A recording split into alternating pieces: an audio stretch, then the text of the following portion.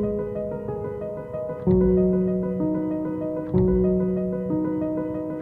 name's Amber. I'm 33 years old, and I'm from New Orleans, Louisiana.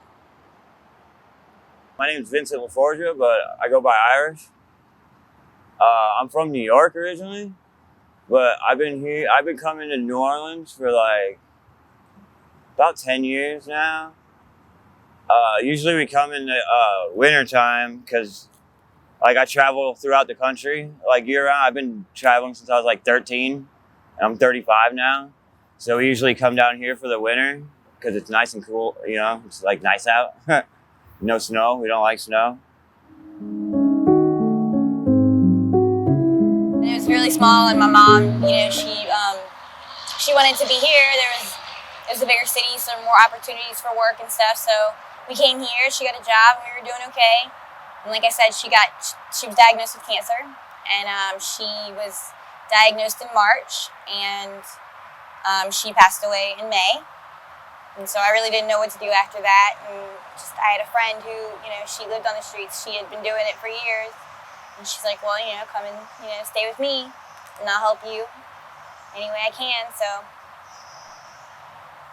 I didn't get along with my stepfather very well, and but like me and my mom got along very well. But me and my stepfather would fight all the time, like fist fight, and that would always make her upset.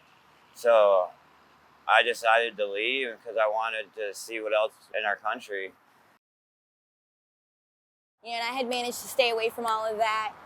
And about a year after, I met a guy, and he was like, "Yeah, you want to try some of this?" And I was like, "Sure." So that was probably the first time. Maybe not the first time. I mean, I had experimented with some things when I was like a teenager. Did ecstasy once or twice, just to see what it was like, and but never any hard drugs until that.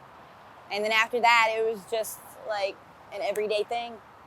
So I woke up one morning and like went for because when an alcoholic you gotta have your morning beer or whatever. I went to go get my morning beer, and I didn't even I couldn't stand the taste of it anymore. So, and I just stopped. That was it. I didn't want to drink anymore after that, and like it saving my life pretty much because like the doctors were telling me if I don't stop, if I didn't stop, I could die like soon. And I'm only 35, and I don't want to die right yet. Man, I still got like a long time to go. Stop. in my personal group of friends, we don't really have that problem very much. But other people, they come out here and they're fresh and they get something and they overdose, or people on the people that use, they say go out.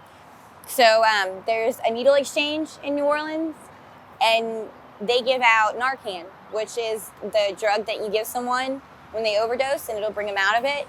And so we keep a lot of it. Like I have an entire drawer dedicated to Narcan. So when people need it, when something happens, they come to me and I give it to them, and we pretty much handle it ourselves. Very rarely does someone have to call the paramedics, but every once in a while it does happen. But for the most part, we know how to deal with it because it happens so often, and we have the medication to give them to fix it ourselves. So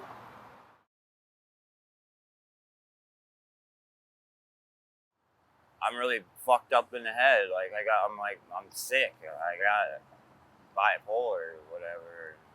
I'm like always depressed, and like I'm always sad, or like it's just like I guess that doesn't really, being homeless definitely doesn't help that, but like I still have fun. I try to have fun, but live every day is so like it's like you have to get certain things done throughout the day. It's like basically like if I wasn't homeless, it's the same thing, like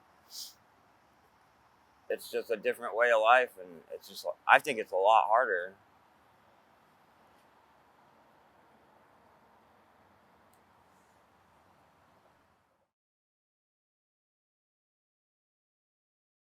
It's filthy. It's disgusting. People cannot use that. Don't get me wrong. It was a wonderful gesture. The city decided since we were there, we're going to give you a porta potty and a sink, you know, somewhere to wash your hands. So we're like, that's amazing. We're so excited. But it's contaminated. It is so gross. The water comes out of there and it's brown and it smells. It's terrible. We can't even use that.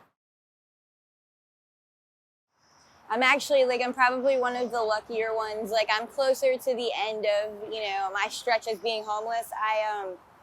There's a program called Unity, and they help people get housing and stuff. And I am, like, in the, you know, the process of getting a house from them. So, and it shouldn't be much longer. You know, you have to get homeless letters, basically, like, people in the community who know that you're homeless. They, like, put, you know, in writing that you're homeless, where you stay. And if you get 9 of those and a mental health evaluation, then you can get a house with Unity. They'll, you know, let you pick somewhere. So it's pretty cool, actually.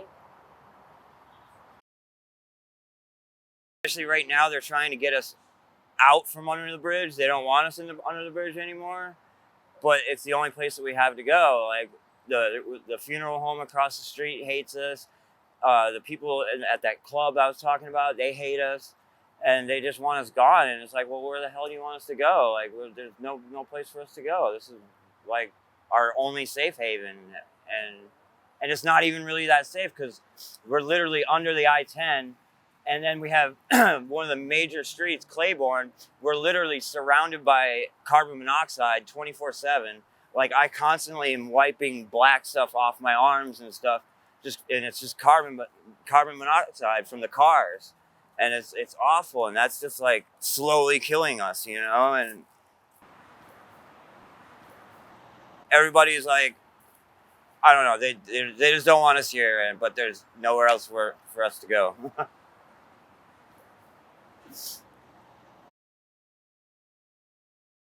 Happiness is a choice, and so is hope. And I hope that, you know, one day life will be better for everyone, not just me.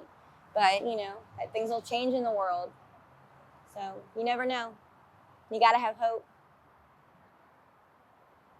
I would just hope that one day I can have my own place and